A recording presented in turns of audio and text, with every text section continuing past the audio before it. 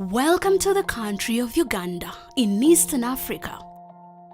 Like many parts of Africa, Uganda is a land of striking contrasts. But not everything here is this black and white. We have Lake Victoria, the second largest freshwater lake in the world and the principal source of the River Nile. Our vibrant culture validates some of the stereotypes about Africa while shattering others. Our capital city, Kampala, is home to more than 2 million people and is nestled between 7 original hills. Kampala is a bustling metropolis and has been ranked as the best city to live in East Africa. It has universities, sports teams, nightlife, shopping, and many things that most of the world has never seen or tasted before. Meet Gertrude Njuba, co-founder of Blockchain Africa, a fintech company focused on developing blockchain use cases and real-world solutions for the public and private sector. She is also senior presidential advisor and a government official working on land registration issues. We depend on land a lot. People work on land, they spend all their lives on land. It's not like in the first world where people live in the cyber world. We live on land. So people come in my office like patients go to hospitals. Nobody comes with a happy face. So either side is saying this is the right title, this is the right title, and you don't know how it came about. Usually it's because somebody in the registry made a mistake. January this year, I attended a summit in Hong Kong which talked about blockchain. As explanations went on, I saw that Uganda needed blockchain technology for many things, but most of all for the land registry. Meet Professor Eriabu Lugujo, the Vice Chancellor of Ndeje University, the top private school in the country. His university is home to more than 8,000 students. And he has many ideas on how blockchain can improve their academic record keeping. The private university depends on tuition, mostly on tuition. Some students come here and they say we have paid in the banks, and yet they haven't paid. Or they bring in forged receipts. Therefore, if blockchain comes in and says that it can increase the efficiency in collection of fees, that will be the lifeblood of the university. So when we give an individual a certification, the certification must reflect his capability. The employers are worried that the students also tend to falsify data.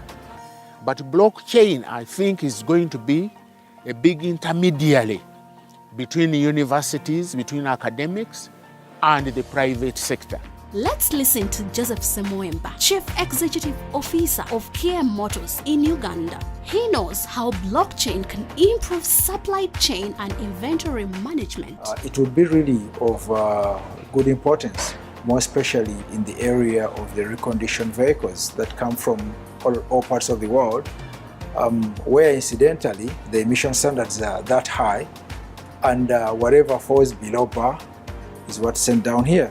So we might need to be able to trace backwards and say, look, what is the status of this car? So we get those challenges when these cars are just dumped in our market.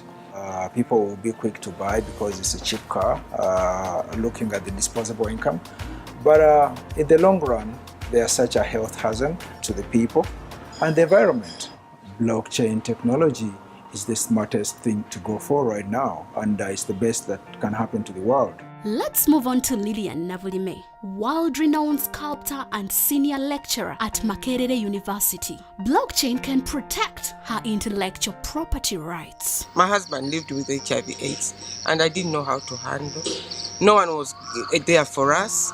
So when I got an opportunity to go to the UK to study a PhD, that's when I found out that women were much affected with HIV/AIDS. Those living with HIV/AIDS, and those affected like me. I don't have HIV/AIDS, but I was affected because my husband was living with HIV/AIDS.